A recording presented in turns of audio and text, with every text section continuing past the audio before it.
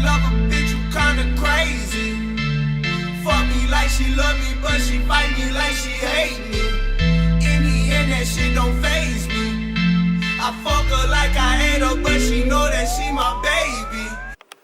Cause when if you like know what to look for, if you know about like interviewing, or if you know about music, then there's like little things that you can see. Like you can see when somebody gets uncomfortable or something. How are you? Good. How are you? Well, nice to meet you. Nice to meet you too. Where are you from? Tell us where you're from. I'm kind of from everywhere, honestly. I'm from Nebraska originally. I grew up there in a town called Norfolk. It's a pretty small town. It's like 30,000 people, something like that. And well, it's an even longer story than that. But from Norfolk, I started making music and stuff like that in Omaha. So a lot of people will say I'm from Omaha. They're not right, but they're not really wrong either.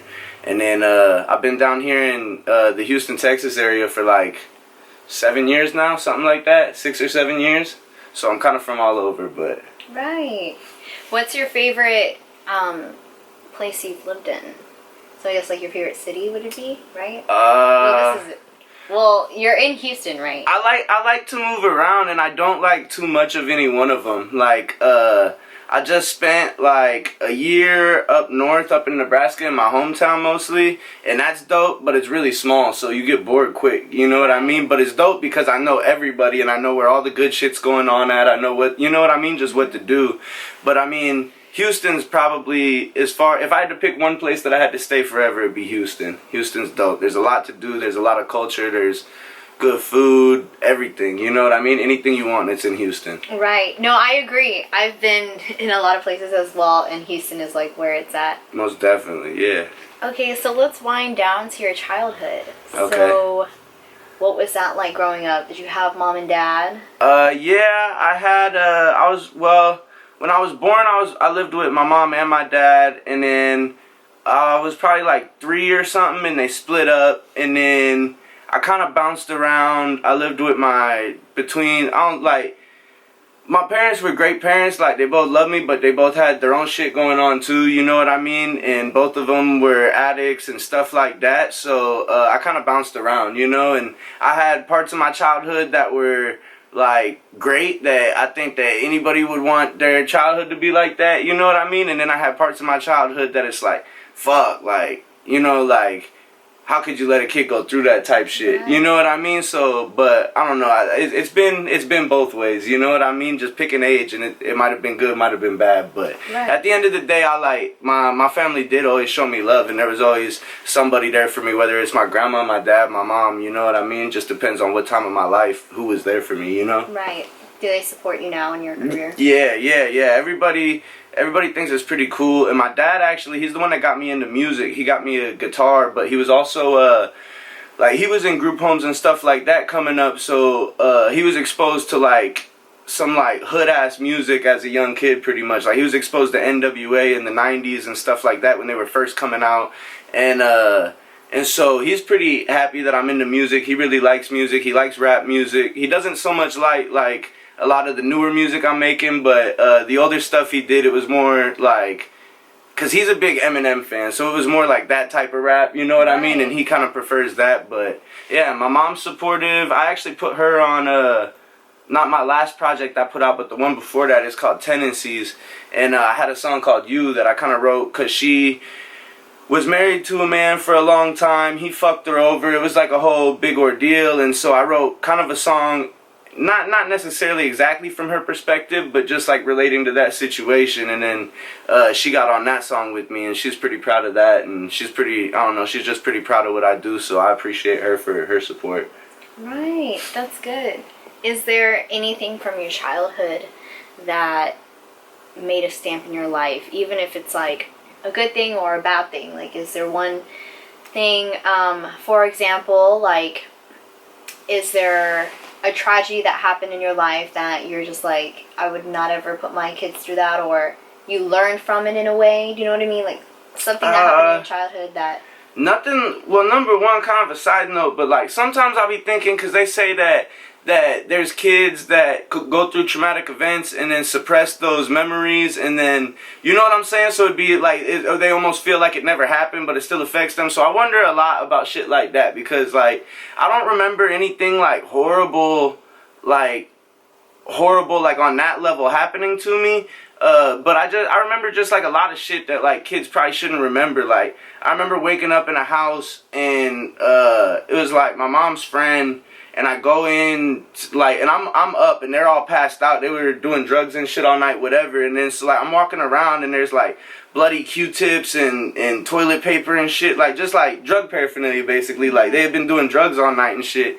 And I just like, I remember being a kid and like seeing shit like that and just being like, you know, like what's going on. But other than that, like nothing that I would say necessarily like scarred me, you know what I mean? Like I was like I don't know, like the most thing that I remember is like my parents were always split up and shit, and then my mom was addicted to drugs and I wasn't seeing her a lot, and if I did see her, she was living at my grandma's house, so I would be at my grandma's house, she'd be sleeping all weekend because she partied all week. And so it's just like shit, like little shit like that probably messed with me more than any like one big traumatic event or anything like that.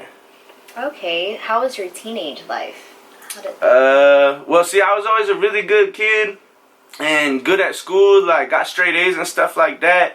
And then when I got into like middle school, I just got tired of it, so then I started smoking, started drinking and shit like that, and then started getting arrested. So most of my teenage life I was like on probation or some type of papers. And I don't know, it's like I could sit here and talk for like ever about teenage, because that's where everything started happening, just like good, bad, you know what I mean? So I'm sure that's where you touch base with music as well. Yeah, for sure. Yeah, that's where, yeah, like beginning of my teenage years, like 11, 12, I got a guitar. Like I said, my dad got me into music, and just started messing with that. And then actually I had software. It's actually that software that's up on the computer right there, but it's called Fruity Loops, and it's a beat making software. And I had gotten that because I was playing guitar. I wanted to add backup drums behind my guitar tracks, and then I started messing with it one day and made like an R&B type beat kinda. And then there was some girl that was like talking shit to me on Facebook, but it's like, what are you gonna do? Like, you're not gonna go fight this girl. They're like, what are you gonna do about it? So I made this song called Fuck the Sunshine. She called herself Sunshine. And so I made this song called Fuck the Sunshine over this shitty little beat that I made, and I put it out, and everybody at school was just like, man, that's actually good. You know what I mean? You should actually do this, like, seriously. So then I made a few more songs just like joking with it, cause like, you gotta understand too, like being a white kid in a small town in Nebraska, like you're not supposed to rap, like you're not supposed to do that, you know. So I kind of eased into it by like joking about it, but by the time I made like a few songs, I was like, no, fuck that, like I like doing this, you know what I mean? So I just kind of kept going from there, and then I was probably like 13 or 14 by the time that happened. Where music began, what inspired it? What was the spark that was like, it wasn't just like the girl? No, like no, because I was making music before that. I already loved music, but it's just, I don't know, it's just like ever since I can remember, like when I was a little kid, like I used to love wrestling like a lot, like WWF, and then it became WWE,